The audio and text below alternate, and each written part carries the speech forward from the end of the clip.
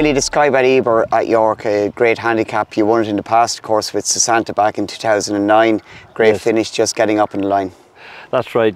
Gary Carroll rode her, and he was only a claimer at the time. I'm delighted to win it. Just such a race to be part of the history of it. Very much so, and it's improved year on year in quality and, of course, the prize money now. And this year, you have two really interesting challengers, Absurd and Jack Finbar. Yes, both of them have great chances. I know Absurd disappointed in Galway over hurdles. I didn't want to run him on the flat.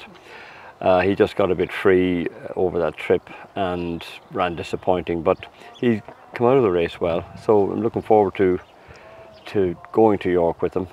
Jack Finbar ran a little better in Galway, finished fourth, but he had an awful draw, and the draw is crucial in Galway. And I think Galway is a nice place to have your prep run. Santa got beaten in Galway before she went to the Ebor, and so I think we're all set. Just fingers crossed that they both stay right between now and then. And of course, Absurd, he ran a great race in Right Ascot. He was second to Vauban. That form looks good now in the back of that win. Great win last week, of course, at Naas for Vauban in that Group 3. Yes, he's a very keen horse, Absurd, and Frankie. I said to Frankie going out, just make sure, settle him. It took him a while to get him settled, and he was probably settled a little bit further back than he wanted to be. But when it came to the business end of the race, Frankie said he was just in great shape. He got a great run up through the middle of them, the inside, and came through to win. And he probably wouldn't have beaten Vauban on the day. Vauban was well handicapped. Vauban came out, franked all that form in that Group 3 in Naas last week. So we're looking towards Melbourne rather than York for him this year, I think. And Absurd, the nature of York racecourse could suit his style of racing in that it's one big long sweep and turn. He might be able to find a rhythm and relax better with a big field. Yeah, I think in a race of the nature of the Ebor, there'll be a much more pace, which will make make the jockey's job easier when he gets there.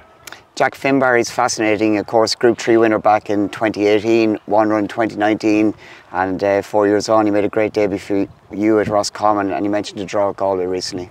He did. We've got to keep our fingers crossed that he stays sound, because he's had leg trouble before, but he's come out of Galway, Roscommon and Galway well, and really looking forward now to taking our chance in the Ebor.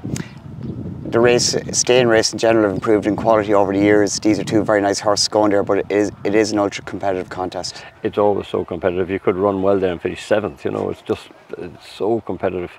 But that's when big prize money comes into play. Nothing should be easy for big prize money, and it's people just aim for those races. It's fantastic to see prize money being put into the staying races, and it gives flat horses a longer life, I think, because they race a lot older. One time people just sort of more or less gave up on them at 3 or 4 years of age, and then they went out. But I think it's good for the game to have stamina, good stamina horses in it, and keep the thoroughbred breed hardier. I think it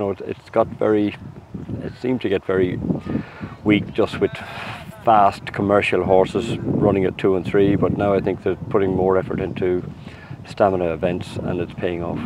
How big a kick do you get out of these big flat races in comparison to the jumps? You target Right Ascot, you go to York, you go to the Irish Cesarewitch, and ultimately the Melbourne Cup. Yeah, I get as big a kick out of winning one of those. We never have more than sort of a dozen flat horses, and usually they're dual purpose. We buy them off the flat rather than buying yearlings and bringing them through. I think buying yearlings, younger horses, doesn't really suit what we do here, because I like to have my jumps team in tip-top order, and if you're bringing young horses in on top of those in the middle of winter, you might be bringing more than you bargain for into the yard. So we try and keep the yard fairly tight, and it's better and it's good. We buy dual purpose horses, and it's great to be able to go back on the flat with them.